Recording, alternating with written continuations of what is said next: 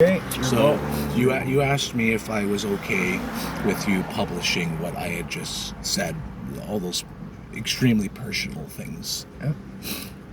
And yes, absolutely, I am 100% okay with them being put online for everybody to see. Because earlier we mentioned that a child does not grow up with the aspirations of being a homeless addict.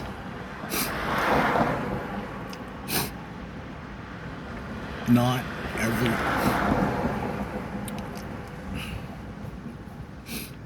people treat the homeless and the addicted, the struggling, with apathy. There's a time and place for apathy, and there's a time and place for empathy. Yeah, well, I get aggravated with apathy and further yet disdain, right? People often don't see the homeless and addicted as people, you know? They're subhuman to a lot. Yeah. They're Yeah. the bottom of the barrel of society, the dregs of society. A lot of people would think that the world would be better off if we were all gone. Yeah. But I just wanted the reason that I'm okay with showing the emotion and being as personable as I am is because I want to show, the world, your audience, that there is humanity here. Mm-hmm. I have emotions. I am an individual. I'm a person who thinks, breathes, worries, loves, Yeah, well, pretty near everyone I've talked to on the street says, look, we suffer enough self-humiliation being on the street when we go to different outfits that are trying to help, to whatever extent they are or not. They're often come away just feeling like they got more shamed, right? The reason you and I are sitting here and talking today is because I allowed people to know that I was addicted to drugs. Because I do not exhibit the behaviors that are commonly seen in the addictions. I don't flail about. I'm not jumping, I'm not doing the, what's the word called, where you generalize. I'm not not statistic. I'm not stereotypical. I'm not a stereotypical addict. Right. Yeah. Well, I had thought that, I didn't think our conversation was going to go so far into your personal life experience and dealing with addiction and whatnot, but I think it's an important story to be told. It's an insight into the human element. There's a lot of shame with addiction. When I first started using, nobody knew. Nobody knew until I started telling them that I was using. And then once I started telling everybody that I was using, instead of getting the support that I needed, I got ridicule. Belittled and shunned? Mm. Why don't you just quit? Oh, why are you doing this to yourself? Well, you can just stop, Sure. If only it was that simple.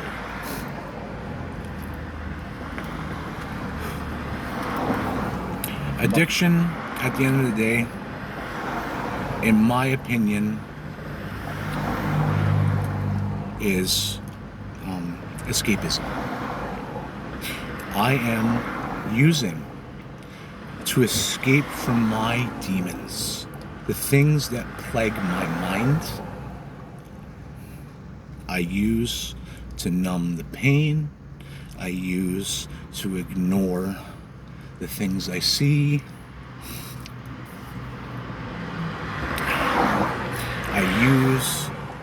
just to get by, because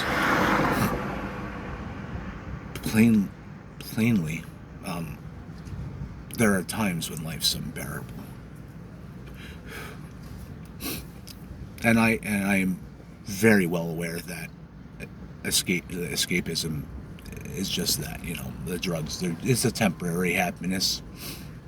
It will never solve the problem. I've actually admitted to counselors and therapists and other people that I actually enjoy being sober. Don't get me wrong. Right now, I'm in the height of my addiction, and I love what I'm doing. I enjoy it.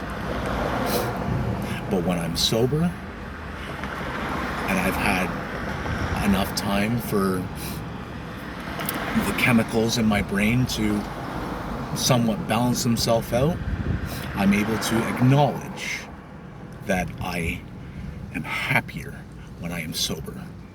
That despite the fact that life can be difficult and cruel and unfair, it's better to experience those things than to do what I'm doing. Yeah, there's no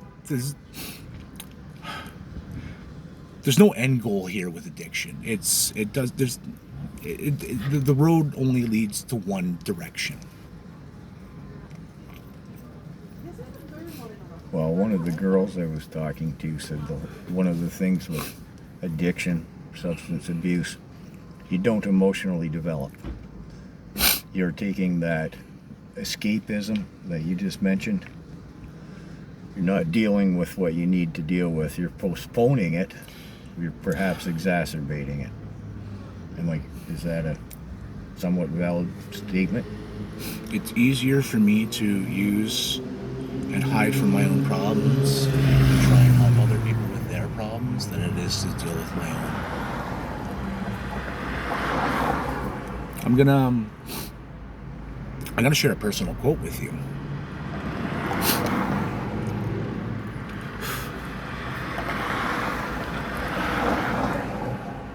There's comfortability in chaos, and I live a life of chaos.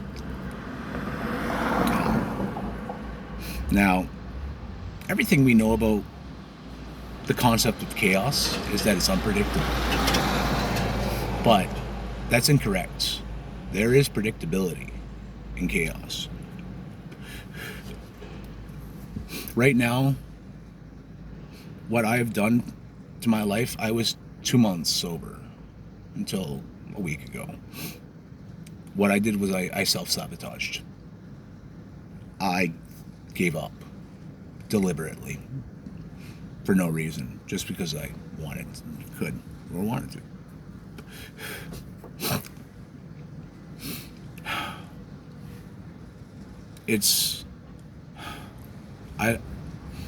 I struggle with complacency, being stuck in a rut, wanting to change my life, but not taking the steps that are necessary in order to change it, or not being able to achieve them on my own.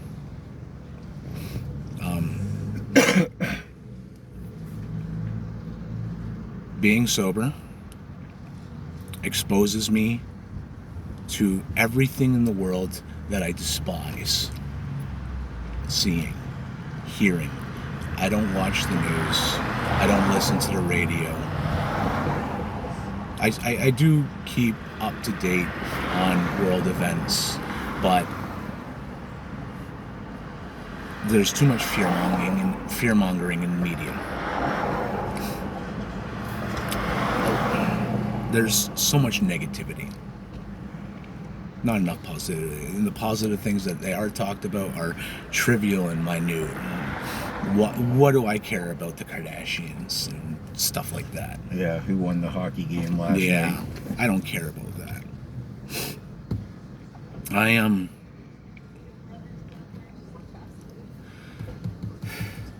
sorry. I'm kind of at a loss for what to say right now. I don't really know where to go with this. Can you redirect us? Well, I need a little assistance here. Well, I mean, kind of going on a tangent there. Yeah, well, you're willing to put it out there. I'm hoping that people can draw an insight from it. Our conversation hasn't gone where I thought it was going to. I thought we were going to not make you the focus, but I think that that's okay. I got no problem with it. I don't inherently want to be the focus. One thing that I did mention prior to us communicating was that while I will touch on the topics of homelessness and addiction, I am by no means the local authority. Yeah, I don't. Not even that. I don't speak for everybody. Yeah. Not everybody shares the same views or opinions of me.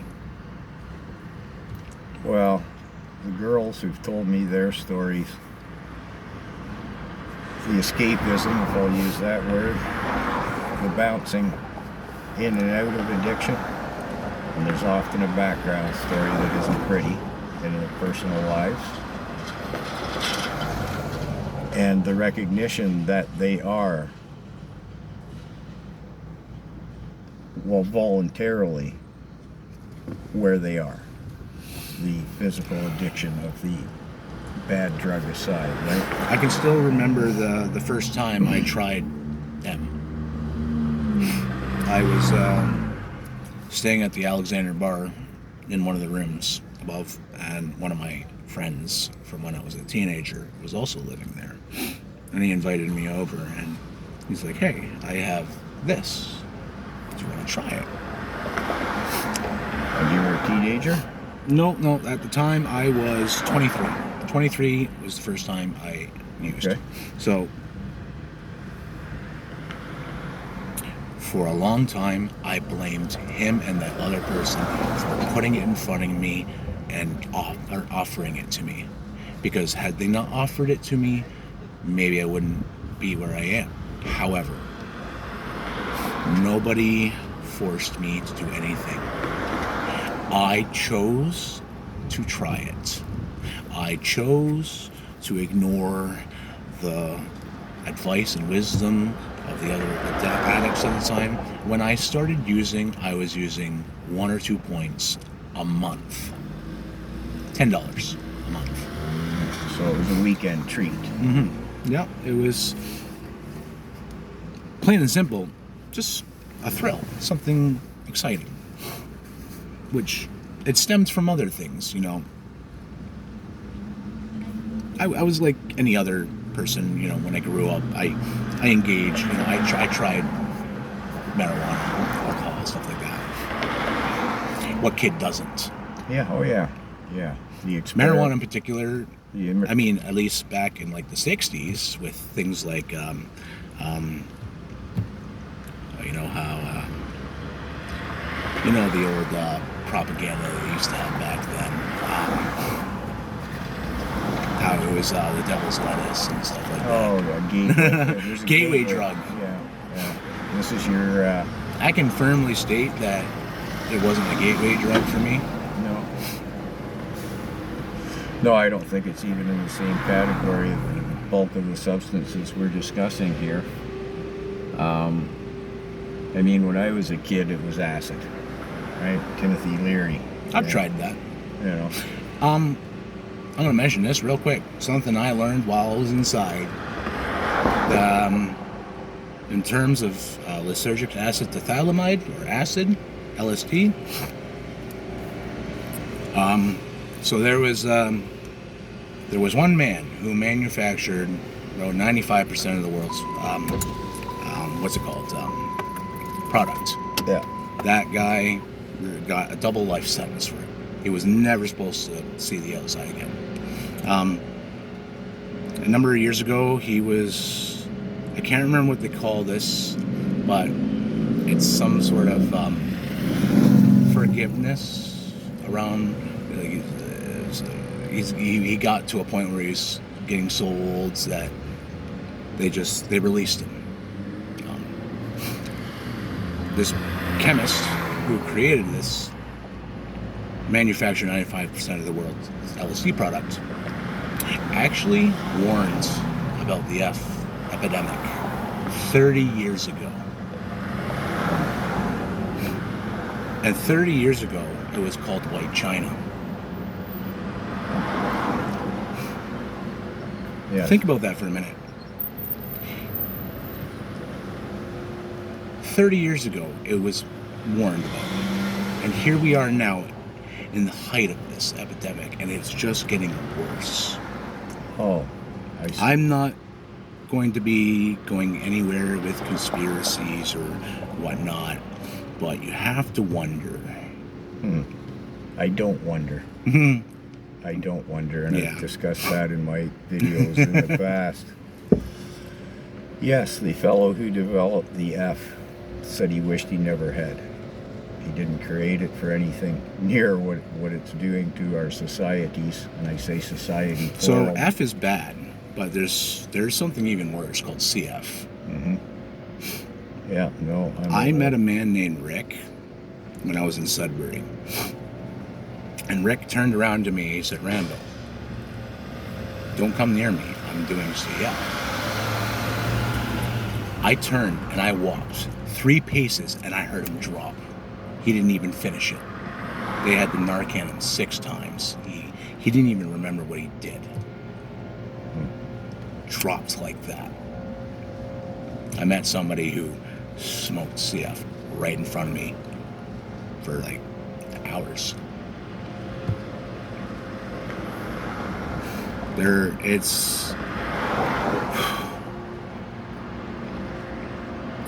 It's an epidemic, is what it is. And a lot of the initiatives and whatnot, or plans that the powers that be have in place or have plans, are band-aids at best. being placed on a profusely bleeding wound. Oh, yes. Yeah. No, I'm of a mind that, well, I'll use the term conspiracy theory. I think it is. These people aren't going to be a burden on the old age pension. And the day-to-day, I best be careful about what I say, but whether they're going to stick around to be a burden on the provincial welfare systems, right? You're picking up what I'm putting down, I'm sure. I'm on disability myself. I get a government check, and I hate it. I hate receiving government assistance, especially after holding a job. I would love nothing more than to go and work 40 to 60 hour weeks right now. If I could get off the stuff and go and get a job and have an apartment again like I had in 2019 at the height of my life prior to my daughter being born, I would jump at it. If they all fell into place, if the opportunity was there, I would. But it's not that easy. I've been out of prison since August 17th or August 19th of 2023. It is August 19th, 2024. It has been an entire year. I have put out hundreds of resumes, physical resumes. Do you want to know how many responses I got? 2.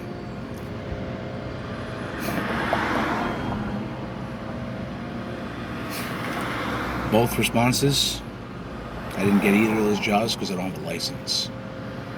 I never got a license. 30 years old, don't have a license.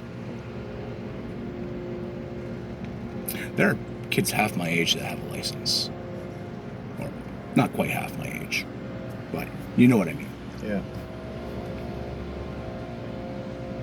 There was one person in Sudbury who actually reached out to me over Facebook because I made a post about, how I had originally been from Brantford, committed a crime, relocated to Sudbury after serving some time, and wanted to call Sudbury my home. I wanted to plant my roots there.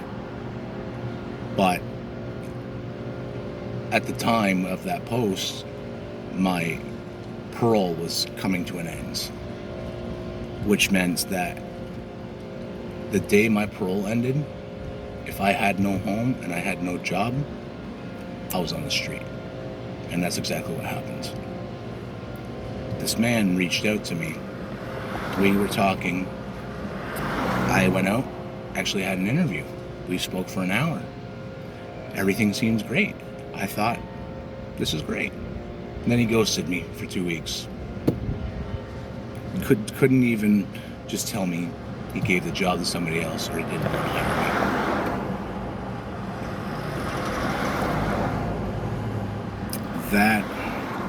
That was the end of the line for me there. That's when I gave up.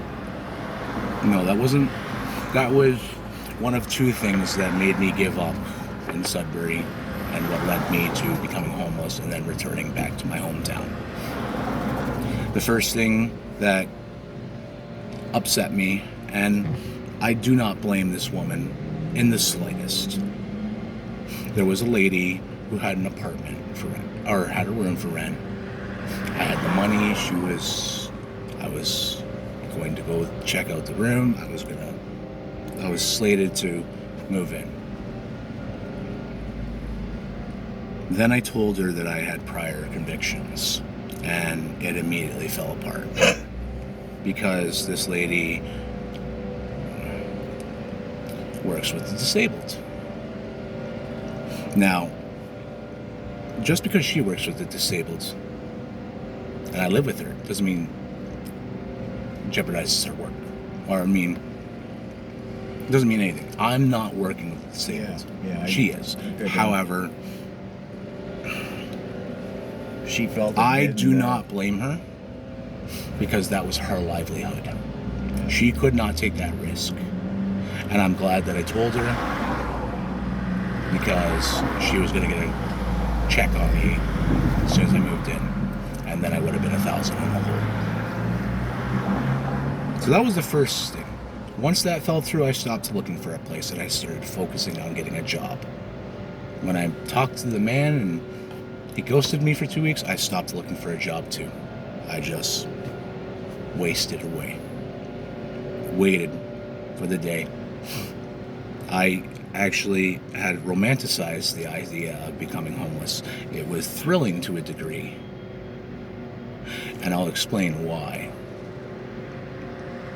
Like I mentioned earlier, with addictions and self-harm, stuff like that. Same with homelessness. There are some things in life that you can never truly understand until you've experienced them yourself. I've experienced homelessness now. I've met people on the streets in the 3 months. I'm just shy of 3 months of homelessness. I'm a greenhorn out here. I've met people that... I met a man in the park earlier who's in his 40s. He's been homeless since he was 13. Mm-hmm. He's a jack of all trades. He's a concrete finisher. He does welding. He does anything. He's worked on so many buildings in the city.